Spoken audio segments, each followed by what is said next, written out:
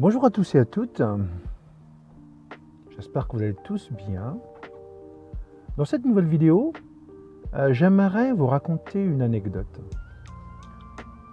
Lorsque je suis arrivé en France en 1977, avec mes parents, nous avons été visiter une cousine de mon beau-père, une femme âgée qui vivait dans une maison individuelle de la région parisienne. J'avais 9 ans à l'époque. Et lorsque nous sommes arrivés dans cette maison, elle nous a reçus, nous a offert le café, le thé pour ceux qui en prenaient. Et mes parents se sont mis à discuter avec elle un bon petit moment. Et dans ma tête d'enfant africain qui venait d'arriver en France, j'observais, je regardais autour de moi, et plus les heures passaient, plus je m'apercevais que elle était seule. Je m'apercevais qu'elle était seule. Et ça m'a, ce seul fait de prendre conscience que cette femme était seule m'a attristé au point où je me suis mise à pleurer les larmes de mon corps. Et ma mère, à grande peine, m'a consolé. Elle m'a dit « Mais qu'est-ce qu'il y a? Pourquoi est-ce que tu pleures comme ça ?» Et je lui ai dit « Mais elle vit toute seule, cette femme ?» Elle me dit « Mais oui. » Mais j'ai dit « Mais c'est triste, j'ai jamais vu ça, j'ai jamais connu ça. » Elle m'a dit « C'est comme ça ici. »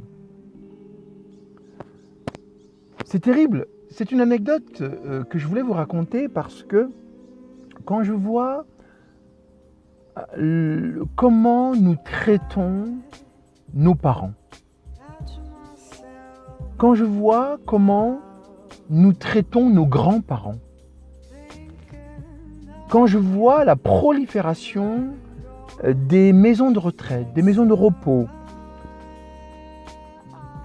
qui, j'en ai bien conscience, répondent à une nécessité sociale occidentale. Cela se comprend, mais mon cœur ne le comprend pas. Ma tête le comprend, mais mon cœur ne peut pas le comprendre. Pourquoi?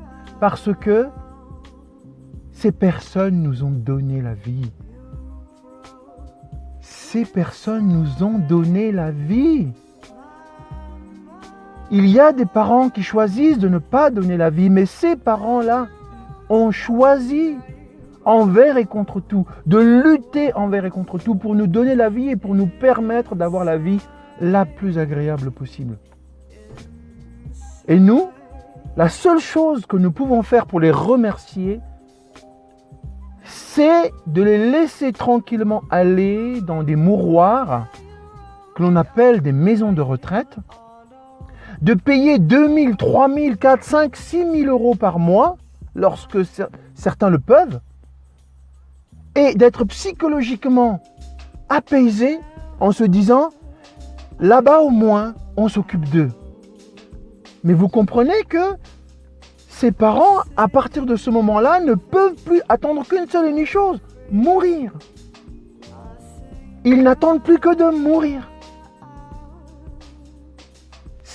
Est-ce qu'il faut que je dise tout ce que ces parents ont fait lorsqu'on était bébé, enfant?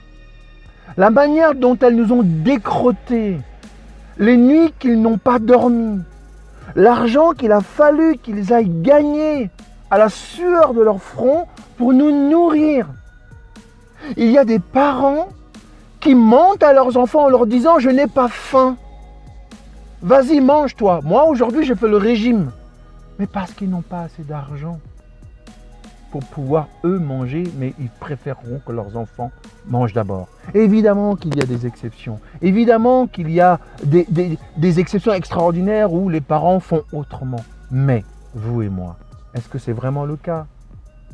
Et puis finalement, est-ce que papa et maman, grand-père et grand-mère ne sont pas des êtres humains? Ils n'ont pas le droit de se tromper? Ils n'ont pas le droit à l'erreur? Vous, oui, vous avez le droit à l'erreur avec vos enfants, mais eux, papa et maman, Grand-père et grand-mère n'ont pas le droit à l'erreur? Ce ne sont pas des êtres humains perfectibles? Non? Ils se devaient d'être parfaits et ne jamais se tromper? Sincèrement. Sincèrement. Essayons de regarder papa et maman, grand-mère et grand-père, un peu autrement. Il y a une chanson qui dit « Aimons-nous vivants ». D'accord? N'attendons pas qu'ils meurent du Covid ou d'autres choses pour leur dire qu'on les aime et pour les porter au-dessus de nos têtes comme eux, ils nous ont portés. Portons-les comme eux, ils nous ont portés. Je ne te demande pas ce que tu en penses. Réfléchis. Et si tu veux partager avec moi ta réflexion, il n'y a pas de problème.